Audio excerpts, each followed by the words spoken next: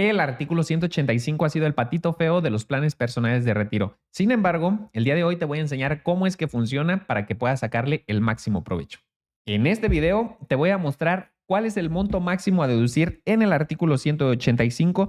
Además, te voy a mostrar las ventajas y los beneficios de este artículo, la tasa máxima de retención. También te voy a poner un ejemplo práctico y para finalizar vamos a hacer una comparativa entre invertir en el artículo 185 o hacerlo en una SOFIPO. Arrancamos. Cuando hablamos de planes personales de retiro, debes de saber que puedes sacar tu plan con 3 artículos: el artículo 185, el 151 y el artículo 93. Pero, entonces, ¿por qué es que nadie habla del artículo 185? ¿Será que no tiene ventajas y beneficios o será que nadie te ha explicado cómo sacarle el máximo provecho? Vamos a verlo. Si vamos al artículo 185 de la Ley del Impuesto sobre la Renta, nos menciona que los contribuyentes que efectúen depósitos en las cuentas personales especiales para el ahorro, realicen pagos de primas de contratos de seguro que tengan como base planes de pensiones relacionadas con la edad, jubilación o retiro, podrán restar el importe de dichos depósitos, pagos o adquisiciones de la cantidad a la que se le aplicaría la tarifa del artículo 152 de esta ley. En el artículo 152 nos da la tabla de retención del ISR que vamos a revisar más adelante. Por el momento nos vamos a quedar con esta última parte que nos menciona que vamos a poder deducir a nuestra cuenta del artículo 185 correspondientes al ejercicio en que estos se efectuaron o al ejercicio inmediato anterior cuando se efectúe antes de que se presente la declaración respectiva de conformidad con las reglas que a continuación se señalan. Y aquí es donde también nos menciona el monto máximo que vamos a poder deducir. El importe de los depósitos, pagos o adquisiciones a que se refiere este artículo no podrán exceder en el año calendario que se trate el equivalente a 152,000 pesos, considerando todos los conceptos. Y aquí ya nos mencionó 2 características importantísimas del artículo 185. La primera es que, como sabes, tú tienes todo el año calendario para deducir impuestos, es decir, del 1 de enero al 31 de diciembre de cada año. Todas las facturas que acreditaste durante el año calendario serán las que puedes deducir y en la declaración anual te dirán si le saliste a deber al SAT o si el SAT te debe de devolver dinero. Sin embargo, con el artículo 185 no vamos a tener hasta el 31 de diciembre, sino hasta antes de hacer nuestra declaración anual, es decir, hasta el 30 de abril del próximo año. Para que lo entiendas de manera muy sencilla, te voy a poner un ejemplo. Vamos a pensar que en 2023, con todas las facturas que acreditaste, cuando se va a hacer tu declaración anual, tu contador te dice que te salió impuesto a pagar de 15,000 pesos. Y como tú no quieres pagar estos 15,000 pesos, todavía tienes la oportunidad de sacar un plan con el artículo 185 y poder deducir hasta 152,000 pesos. Que esta es la segunda característica, es la cantidad máxima que podríamos deducir del artículo 185. Pero ahorita vamos a ver un ejemplo real, así que no te preocupes. Sin embargo, vamos a continuar revisando qué otras características tiene. Si continuamos y pasamos a la fracción 2, nos va a decir otra característica muy importante. Las cantidades que se depositen en este artículo 185, así como los intereses generados, deberán considerarse como ingresos acumulables del contribuyente en su declaración correspondiente al año calendario en que sean recibidas o retiradas. También nos menciona que en ningún caso la tasa aplicable a las cantidades acumulables en los términos de esta fracción será mayor a la tasa de impuestos que hubiera correspondido al contribuyente en el año en que se efectuaron los depósitos en el que aperturaste tu PPR o tu cuenta con el artículo 185.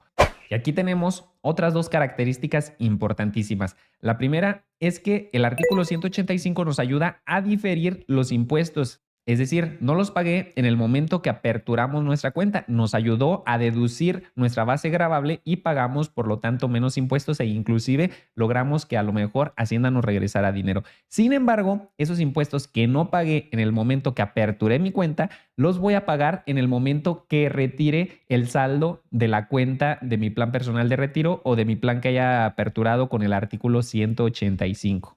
Solo trasladamos el impuesto de pagarlo al principio a pagarlo al final. Es decir, si yo saqué mi plan personal de retiro a 10 años, en lugar de pagar ese impuesto en el año 1, lo pagaría en el año 10 Y aquí viene la segunda característica importante, que no vamos a poder pagar una tasa de ISR mayor a la que hubiéramos pagado en el año 1. Es decir, vamos a pensar que en el año 1 íbamos a pagar una tasa de ISR del 30% y en el año 10 ya nuestros ingresos son mayores y ya tenemos una tasa de retención del 34%. No importa, lo máximo que pagarías sería el 30%. Por último, en esta misma fracción nos menciona en el artículo 185 que en el caso del fallecimiento del titular de la cuenta, los beneficiarios designados o herederos estarán obligados a acumular a sus ingresos los retiros que efectúen de la cuenta, es decir, que sí pagarán impuestos. Sin embargo, también más abajo nos menciona que los contribuyentes que realicen pagos de primas de contratos de seguros que tengan como base planes de pensiones relacionadas con la edad, jubilación o retiro, y además aseguren la vida del contratante, no podrán efectuar la deducción a que se refiere el primer párrafo de este artículo por la parte de la prima que corresponde al componente de vida, es decir, que la institución de seguro deberá desglosar en el contrato del seguro respectivo la parte de la prima que cubre el seguro de vida y a la cantidad que pague la institución de seguros a los beneficiarios designados o a los herederos como consecuencia del fallecimiento del asegurado, se le dará el tratamiento que establece el artículo 93, fracción 21. Si vamos al artículo 93, fracción 21, nos menciona que no se pagará impuesto por las cantidades que paguen las instituciones de seguros a los asegurados o a sus beneficiarios cuando ocurra el riesgo amparado. Y entonces, si una parte de la fracción del artículo 185 dice que los beneficiarios sí van a pagar impuestos en caso de fallecimiento del titular y otra parte de la fracción dice que no van a pagar impuestos los beneficiarios, ¿a cuál de las dos fracciones le hacemos caso? No te preocupes, vamos por partes. Como sabes, los PPRs principalmente los podemos adquirir con aseguradoras, bancos o instituciones financieras que ofrecen servicios de inversión. Así que vamos a dividir los PPRs en dos grupos. El primero, constituido por los bancos y aseguradoras y que normalmente llevan un seguro de vida pegado que no se lo podemos quitar. Aquí podríamos incluir a Inbursa, GNP, Seguros Monterrey. Y el segundo grupo, que son servicios de inversión, donde puedes sacar tu PPR sin la necesidad de que lleve un seguro de vida, como puede ser el caso de Allianz y Actinver. En este segundo caso, donde puedes sacar tu PPR sin un seguro de vida, es donde aplicaría este fragmento del artículo 185, donde los beneficiarios sí pagarían impuestos en caso de fallecimiento del titular. Y para el primer grupo, donde sí lleva seguro de vida, aplicaría este fragmento.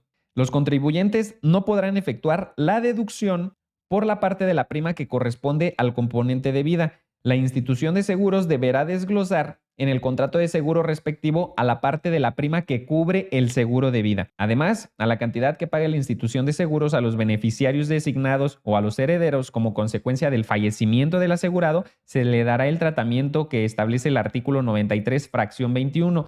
Donde ya vimos que la cantidad que paguen las instituciones de seguros a los beneficiarios está exento de pagar impuestos. Para que quede bastante claro, pongamos nuevamente un ejemplo. Pensemos que tú sacaste tu PPR con el límite máximo de 152,000 pesos con una aseguradora. Como ya vimos, lleva un componente de seguro de vida, entonces no podrías deducir los 152,000 pesos. Vamos a pensar que por el seguro de vida estás pagando 20,000 pesos. Ya nos dice ahí que se debe de desglosar cuánto es lo que pagas por el seguro de vida. Entonces, lo único que podrías deducir en tu plan personal de retiro serían 132,000 pesos. Los 20,000 del componente de vida no los puedes deducir. Sin embargo, el beneficio, entre comillas, es que por estos 20,000 pesos que estás pagando, supongamos que te dieron una suma asegurada de 2 millones de pesos. Y vamos a pensar que desgraciadamente faltas en este mundo. Los 2 millones de pesos que recibieron tus beneficiarios estarían exentos de pagar impuestos. Por eso digo que beneficio entre comillas, porque yo preferiría que no le pagaran el seguro a mis beneficiarios y que yo siguiera por muchos años aquí. Así que si sumamos estas tres características, ya tenemos el resumen completo de todos los beneficios que nos ofrece el artículo 185 de la Ley del Impuesto sobre la Renta al sacar nuestro plan personal de retiro. Ahora sí, para tangibilizar el beneficio del artículo 185, vamos a pasar a un ejemplo práctico. Solamente antes de pasar al ejemplo, quiero recordarte que si requieres asesoría para sacar tu plan personal de retiro, puedes agendar una cita en el link que te voy a dejar en la descripción del video y también en el primer comentario del mismo. vamos a hacer un ejercicio para saber si es buena idea sacar un plan con el artículo 185 o no lo es. En la columna derecha vamos a poner el supuesto que sí hubiéramos sacado nuestro plan con el artículo 185 y en la columna izquierda si no lo hubiéramos hecho. Así que vamos a pensar que eres una persona que estás generando 1,000,000 de pesos de ingresos al año. A esto le vamos a restar las deducciones que acreditamos en el año calendario. Vamos a pensar que fueron 300,000 pesos adicional a las deducciones personales, que para el ejemplo vamos a ponerle que son 60,000 pesos. Y aquí viene la buena noticia. Vamos a pensar que esos 60,000 pesos son por nuestro plan personal de retiro del artículo 151. Si ya tienes un plan con el artículo 151, no estás limitado a sacar otro plan con el artículo 185. Y lo que deduzcas de tu plan de retiro del artículo 151, se le va a sumar lo que puedas deducir del artículo 185, que ya vimos que el límite son hasta 152,000 pesos. Así que vamos a continuar con el ejemplo. En la columna derecha vamos a acreditar los 152,000 pesos. Vamos a pensar que sacamos nuestro plan de retiro con el máximo permitido. Entonces sí, vamos a hacer la resta y nuestra base gravable sería de 640,000 para el primer caso. Es decir, al 1,000,000 de pesos le vamos a restar los 300,000 de las deducciones, los 60,000 de las deducciones personales y nos van a dar los 640,000. Y en el segundo caso le vamos a reducir los 300,000 de las deducciones, 60,000 de deducciones personales, menos los 152,000 del artículo 185. Y esto nos va a dar una base gravable de 488,000 para nuestro segundo ejemplo. Ahora sí, una vez que tenemos nuestra base gravable para ambos ejemplos, vamos a utilizar la tabla de retención de ISR anual, que también la podemos consultar en el artículo 152, como ya lo habíamos mencionado. Y lo siguiente que vamos a hacer es identificar en nuestro primer ejemplo dónde caen la base gravable de los 640,000 en esta tablita, entre el límite inferior y el límite superior, y podemos ver que caen en esta banda de aquí. Y para nuestro segundo ejemplo, los 488,000 caerían en la banda de arriba, entre el límite inferior de 374 y el límite superior de 590,000. Lo siguiente que vamos a hacer es poner el límite inferior a cada uno de los ejemplos. Para el primer ejemplo serían los 590,796, que aquí lo podemos revisar en la tablita, y en el segundo ejemplo 374,837,89. Ahora vamos a restar la base gravable menos el límite inferior. En el primer ejemplo, 640,000 menos 590,000 nos va a dar un resultado de 49,204. En el segundo ejemplo, el resultado va a ser de 113,162. Lo siguiente que vamos a hacer es multiplicar por el porcentaje que aparece en cada una de las bandas. En el primer ejemplo, la banda roja, vemos que es el 30% y en el segundo ejemplo, el 23,52%, que es la banda verde. Entonces multiplicamos los 49,204 por el 30% y nos da un resultado de 14,761, mientras que en el segundo ejemplo sería de 26,615. Esta cantidad le vamos a sumar la cuota fija de cada una de las bandas. En la roja sería de 110,842,74 y en la banda verde 60,049 pesos con 40 centavos. Ahora vamos a sumar los 14,761,20 más la cuota fija de 110,842 y nos va a dar un resultado de 125,603,94, que este es el impuesto a cargo de nuestro primer ejemplo. Y en el segundo ejemplo, nuestro impuesto a cargo sería de 86,664,73. Si revisas, hay una diferencia de 38,939 pesos, casi 40,000 pesos menos de impuestos que estaríamos pagando en el segundo ejemplo con el artículo 185. Sin embargo, no hay que olvidar que para ahorrarme estos casi 40,000 pesos de impuestos, tuve que invertir 152,000 pesos de mi bolsillo. Y aquí es donde muchas personas tienen la duda. ¿Para qué invertir 152,000 pesos en un artículo 185 y ahorrarme casi 40,000 pesos de impuestos si esto que me estoy ahorrando el día de hoy, recordemos que únicamente lo vamos a diferir y que el día de mañana cuando retire el recurso de mi plan artículo 185 voy a tener que pagar esos impuestos y ese dinero tiene un costo de oportunidad? Mejor lo hubiera puesto a trabajar desde el inicio en una SOFIPO. ¿Tú qué crees? ¿Qué crees que fuera mejor inversión? ¿Invertirlo en un artículo 185 y ahorrarte 40,000 pesos el día de hoy, aunque posteriormente te toque pagar los impuestos, o invertir desde el inicio en una SOFIPO? Y menciono SOFIPO porque es lo que está de moda, sin embargo, podría ser cualquier otro instrumento de inversión con el que haríamos la comparativa. Pero bueno, vamos a comparar artículo 185 versus una SOFIPO. Sin embargo, vamos a guardarlo para el próximo video para no hacer tan extenso este video. Y es que quiero hacer una comparativa muy, pero muy detallada porque la respuesta no te la imaginas. Vamos a encontrar conclusiones que no te esperabas. Vamos a terminar el video haciendo un resumen de las características de este plan artículo 185. El primer beneficio es que podemos aperturar el plan para deducirlo hasta el 30 de abril antes de hacer nuestra declaración anual. Por ejemplo, si estoy presentando mi declaración anual 2023, puedo contratar mi PPR artículo 185 hasta el 30 de abril de 2024 y deducirlo de impuestos en el ejercicio 2023. Otra característica es que como máximo podemos deducir 152,000 pesos. También pagaremos impuestos sobre la cantidad que recibamos de nuestro PPR una vez que concluya el contrato y recibamos el dinero. Es decir, únicamente diferimos los impuestos en lugar de pagarlos en 2023 si es que hubiera aperturado mi plan artículo 185 en este año, los pagaremos en el año en el que recibamos el recurso o el dinero de nuestro plan personal de retiro, una vez que haya concluido el contrato. También es importante que sepas que la tasa de ISR que pagaremos cuando recibamos nuestro PPR no podrá ser mayor a la tasa de ISR que teníamos vigente en la fecha en que contratamos nuestro PPR.